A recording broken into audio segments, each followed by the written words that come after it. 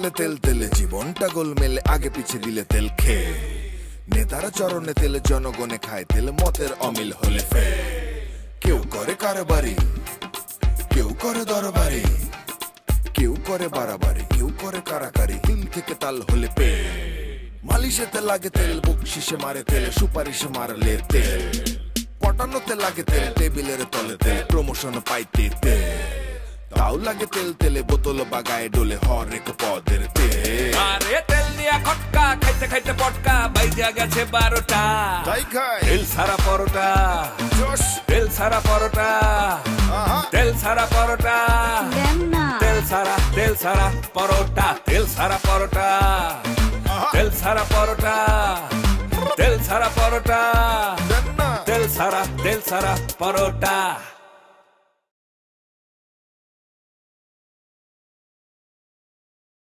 এখন স্যার আপনার যদি মনে হয় যে আমি বেশি বলে ফেলেছি বা বেশি করে ফেলেছি তো সেই ক্ষেত্রে স্যার আমি সরি আসলে আমি আমার জবটাই প্রপারলি করার চেষ্টা করছি আমি আমার কোম্পানিটাকে কিছু দেওয়ার ট্রাই করছি না ঠিক আছে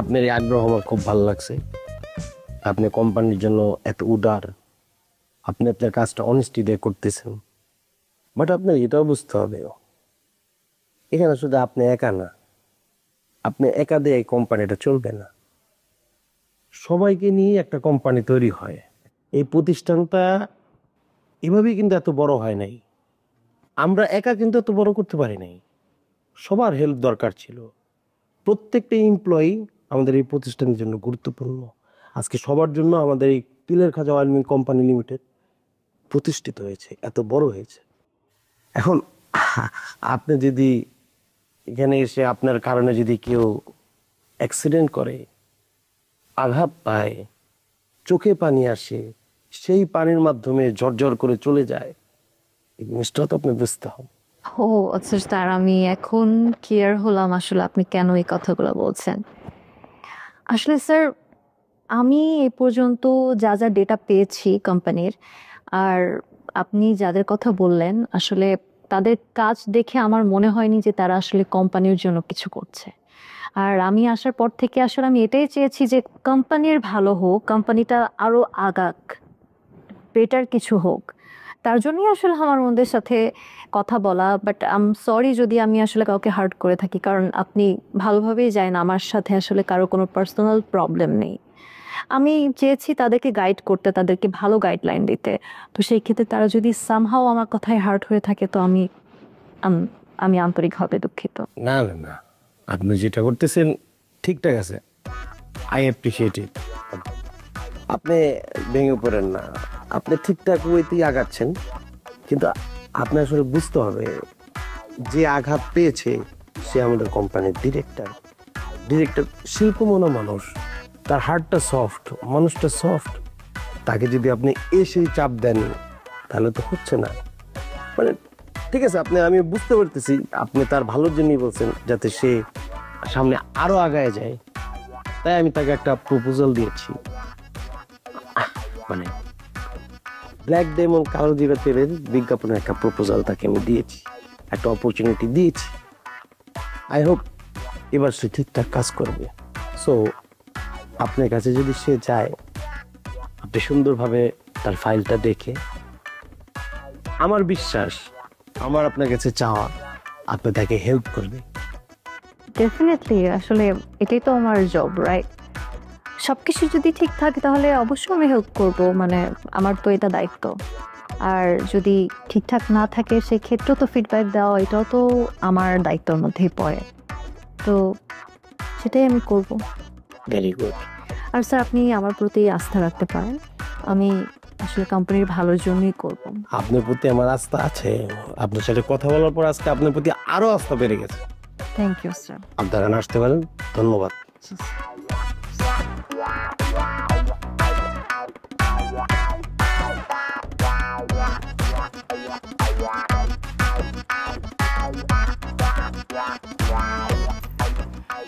ম্যাডামের কোন সিজন পছন্দ উইন্টার নাকি সামার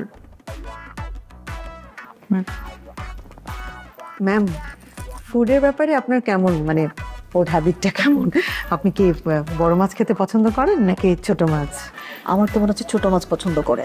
হ্যাঁ, কিন্তু ইলিশও পছন্দ। মানে আমি এখানে একটা সিরিয়াস জিনিস নিয়ে কাজ করতেছি, আপনারা ফুল ফল মাছ পাখি কি নিয়ে আছে? না মানে ইলিশের সিজন তো এই জন্য জানতে চাইলাম।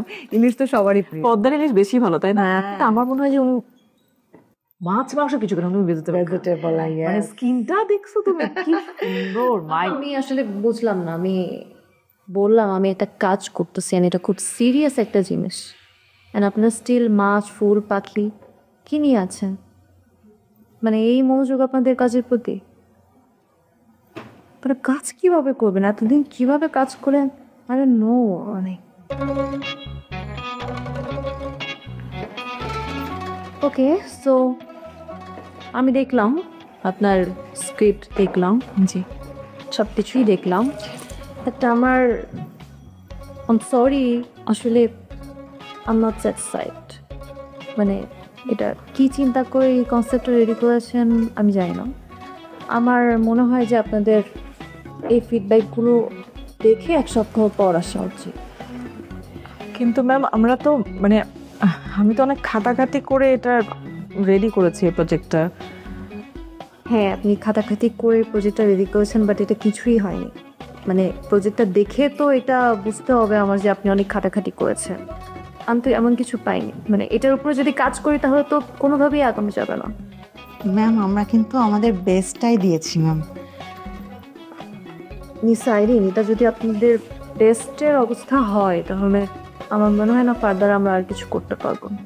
আপনারা যান, এক সপ্তাহ পর আরও চিন্তাভাবনা করেন কীভাবে কী করা যায়, আমার কাছে আবার নিয়ে আসেন, আমি আবার দেখে দেব। জি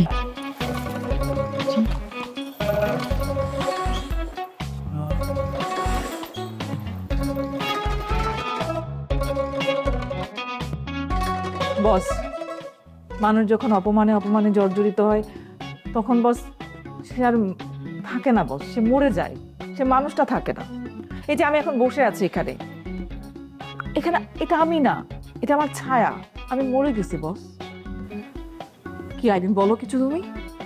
কি বলবো বস, আসলে তো এরকম অপমানিত হলে মানুষ আসলে প্রতিষ্ঠানে থাকতেই পারে না বস। যে থাকে সে আসলে মানে তার অস্তিত্ব থাকে না, সে ছাগল মার্কা হয়েই একমাত্র থাকে বস, মানুষ হয়ে থাকে না। এই অপমানটা তো আসলে আমাদেরকে অপমান না, এটা তো আপনাকে অপমান। আমি আসলে কিছুটা অনুভব করতে পারতেছি, কিন্তু পুরোপুরি বুঝতেছি না। আপনারা যদি একটু বুঝিয়ে বলতেন আমাকে। বস আপনি তো বললেন যে মানে একটা মানে ব্ল্যাক ডায়মন্ড কালো জিরা তেলের একটা প্রজেক্ট নিয়ে যেন আমি ওনার কাছে যাই, তো সেই অনুযায়ী আমরা থিঙ্ক করলাম, দুর্দান্ত একটা আইডিয়া জেনারেট করলাম। তারপরে আমরা স্ক্রিপ্ট রাইটারকে দিয়ে সেটা স্ক্রিপ্ট রাইট করলাম এবং সে খুব দুর্দান্ত কম্পোজিশন করেছে, এবং আমি আমার শর্ট ডিভিশন সমস্ত রেডি করে আমার প্রজেক্ট ফাইলটা নিয়ে ম্যাডামের কাছে গেলাম। ম্যাডাম সঙ্গে সঙ্গে দেখলেন, দেখে দুই একটা জায়গায় ভুল ধরলেন, ভুল দেখে বললেন যে এগুলো রিজেক্ট করেছে, এবং রিজেক্ট করে বলেছে যে আপনাদেরকে আবার এটা রিরাইট করতে হবে। এখন তবে বস আমি বিশ্বাস করি এটা যদি আমরা রিরাইট করে নিয়ে যাই, কারেকশন করে নিয়ে যাই, উনি আবারও রিজেক্ট করবে, কারণ উনি তো আসলে স্ক্রিপ্টটাকে রিজেক্ট করতেছে না, উনি রিজেক্ট করতেছে অ্যাকচুয়ালি আপনাকে, এবং দিনের পর দিন উনি রিজেক্ট করেই যাবে আপনাকে। এটা তো আসলে আমাদেরকে অপমান করছে, ঠিক আছে আমরা প্রতিষ্ঠানের কর্মচারী, আমরা মেনে নিছি, এই প্রতিষ্ঠানের সাথে আমরা অনেক বছর ধরে সে ভালোবাসা থেকে আমরা রয়ে গেছি, কিন্তু যখন আমরা মানে আমাদের বসদের অপমান দেখব তখন তো আসলে আর নেওয়া যায় না। স্টপ, আমি বুঝতে পারছি বিষয়টা। আমাকে আপনারা একটু সময় দেন, আমি দেখতেছি কীভাবে কী করা আছে। ওকে বস, আপনি আসতে পারেন। জি বস। এই তো এটা সলভ করতেছি। Thank you.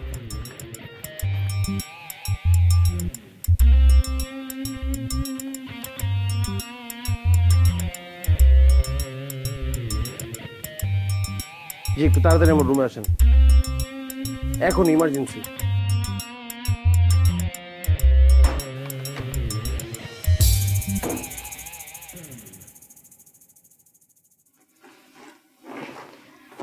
স্যার আসবো? আসেন।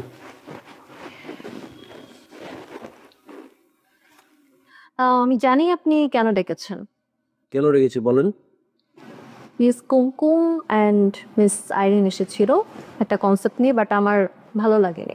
আমার মনে হয়েছে যে এখানে আরও বেশি কাজ করা উচিত, সো আমি ফিডব্যাক দিয়েছি। কিন্তু আপনার ফিডব্যাক তো ভুল দিয়েছে। সরি। আপনি যেভাবে কোম্পানিটাকে নিয়ে যাচ্ছেন রং ওয়েতে আগাচ্ছে। This is not the right way. আপনাকে স্বাধীনতা দেওয়া আছে, এর মানে আপনি যা খুশি তাই করতে পারবেন না।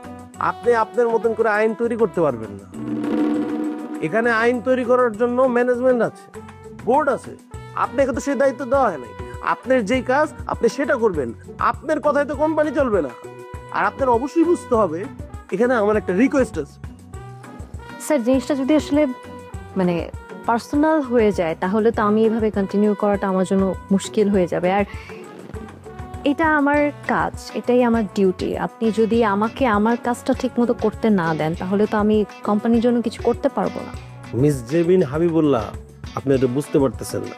আপনি কার সামনে কথা বলতেছেন? আপনি বারবার ভুলে যাচ্ছেন আমি কে।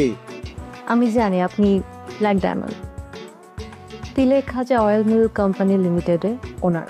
সো যা বলবেন বুঝে কথা বলবেন। স্যার, আমি যথেষ্ট রেসপেক্ট দিয়ে এবং বুঝে শুনে কথা বলার চেষ্টা করছি।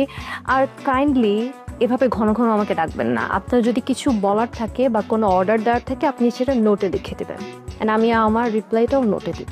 আমার যেটা বলার আপনাকে আমি বলছি। আপনাকে একটা সিম্পল কাজ দিয়েছি, আপনি সেই কাজটা করতে পারেন নাই। আপনার তো বোঝা উচিত ছিল যে আপনাকে কে কাজটা দিয়েছে। একটা সহযোগিতা করতে বলেছি, আপনি সেই সহযোগিতা পারেন নাই।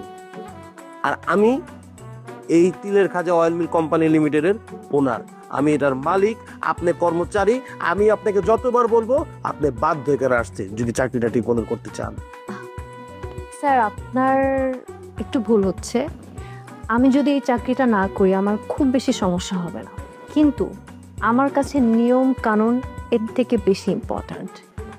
সবার জন্য আইনটা সমান হওয়া উচিত, সেটা মালিক পক্ষ হোক আবার যে কোনো এমপ্লয়ি হোক। সেটাই, আমি এটার সাথে কোনো ধরনের কম্প্রোমাইজ। ইউ আর রাইট, সবার জন্য আইন সমান হওয়া উচিত। দেখি আপনি কেমনে চাকরিটা করেন। স্যার, এভাবে ঘন ঘন আমাকে ডাকবেন না। আপনার কিছু বলার থাকলে কাইন্ডলি আপনার নোটস পাঠাবেন।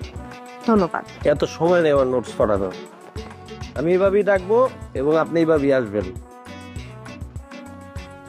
কত বড় সাহস, বিয়াদত।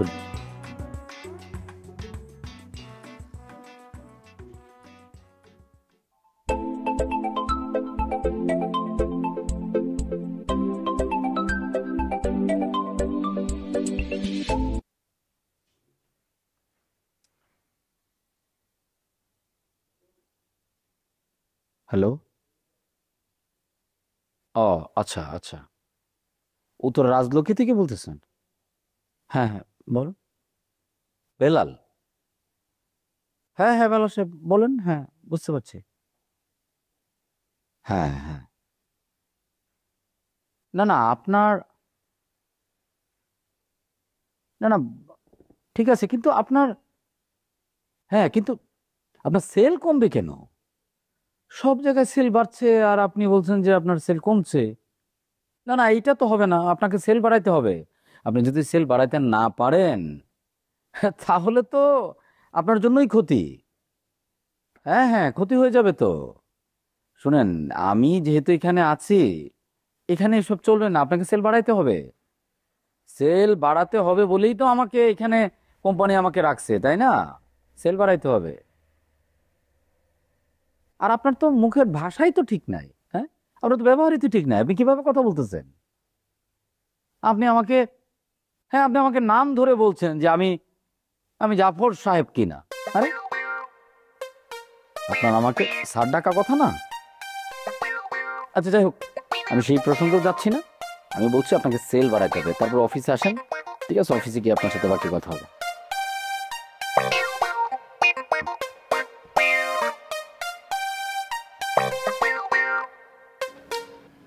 মকবুল সাহেব।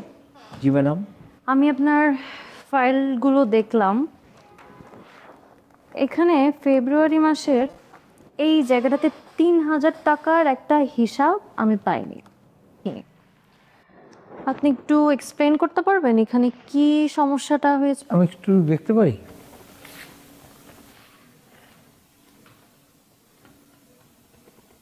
এটা তো আমার করা ফাইল না, কাগজ জমা। হাতের লেখাও আমি এভাবে 3000 লিখি না। ফাইলটা কার? ফাইলটা আমার। এটা হয়তো কোনো পেট্রোল পাম্প থেকে আসছে, ভুল আসছে, কারণ এটা আমার তৈরি করা পেপার না।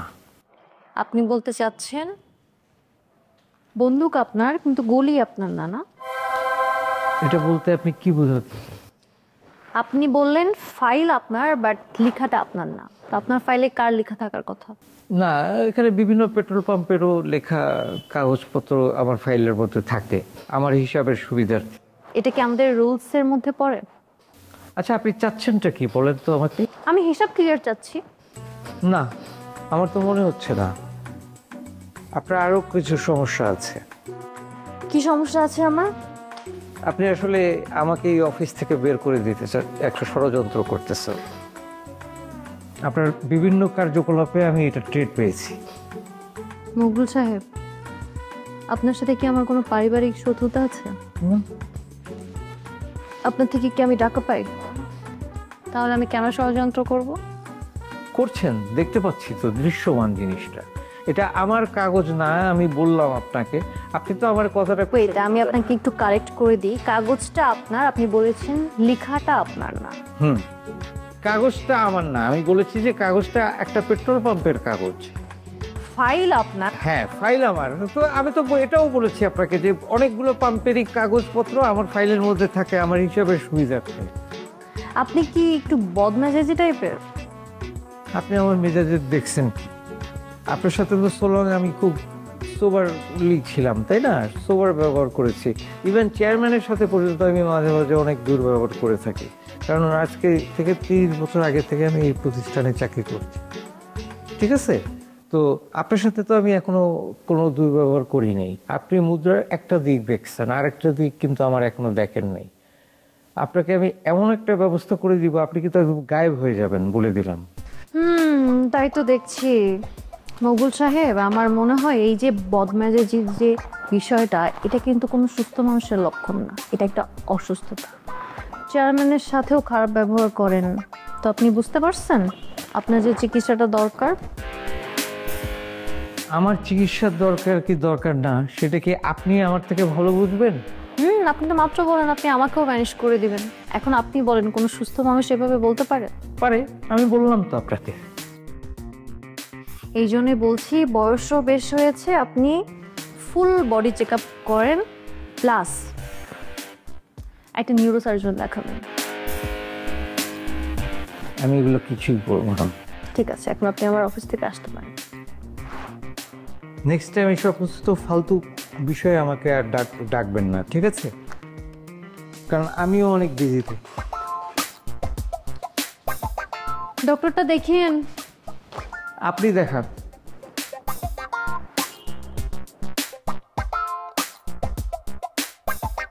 চাচা, আমি মুসাফিরের কাছ থেকে যা শুনলাম, এটা যদি আমি আগে জানতাম তাহলে তো আমি তিলেখাজা কোম্পানিতে আমি চাকরিটা করতাম না। মানে এই যে তিলেখাজা কোম্পানি, আমি তো ভাবতাম মনে হয় আপনার সাথে শুধু শত্রুতা। না, আমার ধারণা ভুল। শুধু আপনার সাথে না তো, আমাদের পুরো বংশের সাথে। আজকে এই যে আমাদের এই অবস্থা, এর জন্য তো তিলেখাজা কোম্পানিই দায়ী। তাহলে চিন্তা করে দেখ, কত বড় ক্রিমিনাল ওই তিলেখাজা কোম্পানির ওই সুরজ মিয়া। খামোশ।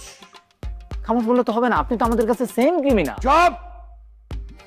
গরিব কিন্তু যতই বড় লোক মনে মনে কিন্তু গরিবই থেকে যায়। আপনি কিন্তু বিজ্ঞাপনটা খুবই ভালো করেন, এটা আপনি চালিয়ে যান। এই বিজ্ঞাপনই তো আমাকে আসলে শেষ করে দিচ্ছে। স্যার, এটা বলে দিব যে আপনি এই কোম্পানিকে ভূতের কোম্পানি বলছেন। আরে আজকে যা হয়ে গেল, আমি তো অনেক কিছু জানতাম না রে। আরে তেল দিয়া খটকা খাইতে খাইতে পটকা বাইজা গেছে 12টা।